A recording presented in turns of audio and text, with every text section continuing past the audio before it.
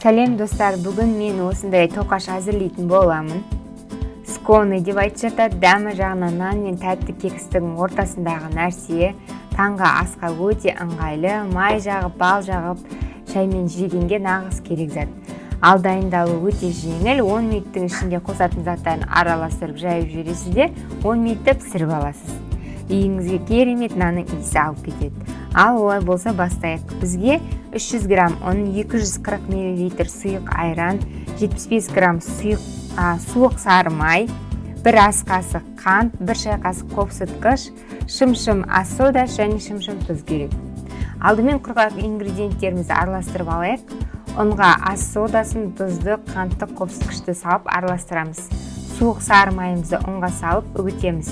Мен қолыммен үгітетін боламын. Егер блендер болса, үккішпен өзіңізге қалай ыңғайлы жолмен ұн мен сары майды біркелкі етіп араластырып аламыз.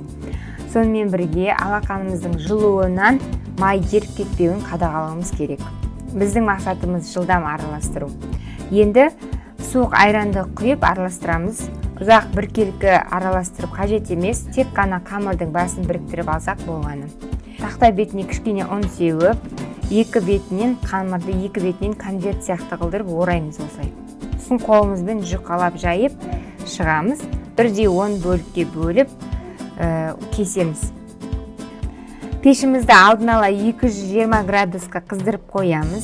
Тоқаштарымызды салған кезде пешті 1-200 градусқа төмендетеміз.